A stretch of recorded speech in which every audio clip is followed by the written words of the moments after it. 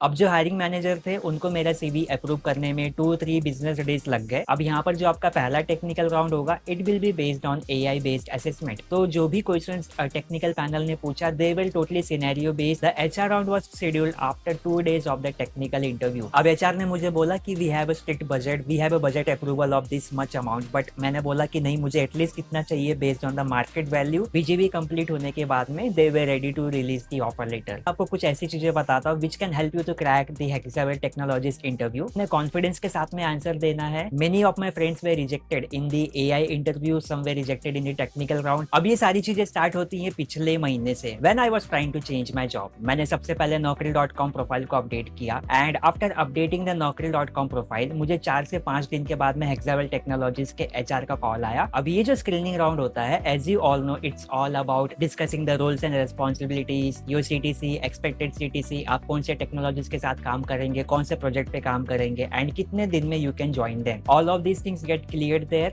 And if you have any queries regarding the position for which you are getting hired, आप वहां पर अपने सारे डाउट्स को क्लियर कर सकते हो with the HR. After that HR told me that we are forwarding your CV to the hiring manager, once it's get approved we will get back to you. अब जो हायरिंग मैनेजर थे उनको मेरा CV approve करने में 2-3 business days लग गए and after that HR called me to schedule my first technical round. अभी के टाइम पे जो हेक्सावेयर का हायरिंग प्रोसेस है ना, it's little bit different as compare to 2025। अब यहाँ पर जो आपका पहला टेक्निकल राउंड होगा it will be based on AI based assessment. यहाँ पर एआई आपका पूरा इंटरव्यू लेने वाला है। I am in the category of mid to senior level developer and currently I am a senior software engineer. AI based round it was scheduled after 3 to 4 days of the screening call. The AI interview goes for around 45 to 60 minutes and you have to answer various questions according to the JD of the job. अब इसको कैसे crack करना है I will let you know in the end of the video. पहले हम लोग important topics के बारे में बात कर लेते हैं। मैं आपको ये भी बताऊंगा कि मेरे कुछ फ्रेंड्स थे जिनका technical round as well as AI round क्यों रिजेक्ट हुआ, so that you will get a better understanding and आप उसके अकॉर्डिंग सारी चीजों को प्रिपेयर कर सकते हो। मेरा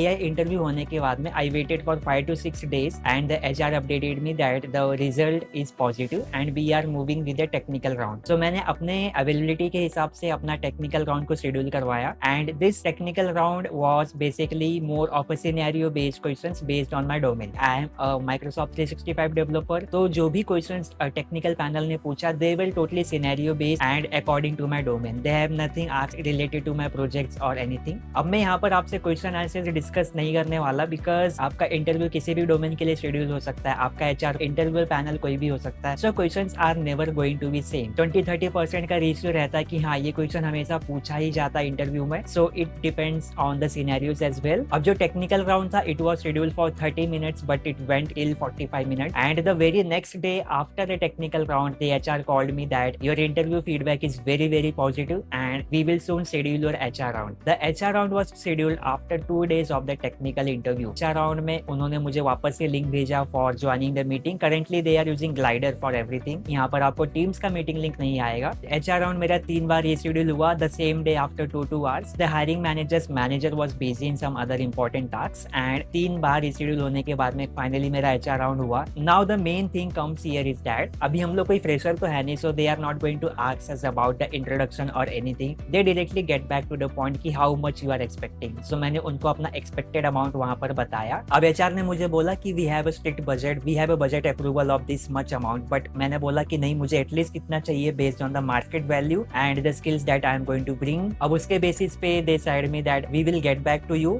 इन 3 to 4 बिजनेस डेज। तो उसके बाद में क्या हुआ, they took around 4 business days to update me about the CTC approval. मैंने जितना अपना एक्सपेक्टेड सीटीसी मांगा था उससे उन्होंने मुझे 50,000 रुपीज लेस किया, but still I was like चलो ठीक है, इससे कुछ नहीं होता, still I am getting a better hike as compare to my current company. तो मैंने उसको वहां पर अप्रूव किया। आफ्टर दैट जैसे ही आपका सीटीसी अप्रूवल होगा they will do the verification based on Digi Verifier. Digi Verifier पर जाकर आपको अपने आईटीआर का आईडी पासवर्ड डालना है एंड देन आपको ईपीएफओ का आईडी पासवर्ड डालना है। It will directly fetch everything and this is basically done to check whether you are doing any kind of moon lightning works or not. अब ये सब होने के बाद में they took around 2 days for the BGB process. BGB complete होने के बाद में they were ready to release the offer letter. This was my complete interview experience with Hexaware technologies. पूरा इंटरव्यू प्रोसेस था, it was very smooth, but एक चीज जो मुझे यहाँ पर अच्छी नहीं लगी इज दैट अगर रिक्रूटर के पास में कोई भी अपडेट आता था regarding my profile, regarding my BGB, तो वो मुझे सामने से कभी बता ही नहीं रहा था, unless and until I was following them over the mail. But I was also busy in giving another other interviews as well, so मैं उनको बार बार फॉलो अप नहीं ले रहा था। आपको कुछ ऐसी चीजें बताता हूँ which can help you to crack the Hexaware technologies interview. First, जब भी आपका एआई इंटरव्यू असेसमेंट होगा, आपको हमेशा टेक्निकल वर्ड्स को यूज करना है and you have to take care. For example like if we are asking you related to Azure, तो आपको जितने भी एज्योर से रिलेटेड टेक्निकल टर्म्स है अपने आंसर्स में आपको यूज करना है, totally based on speech to text format.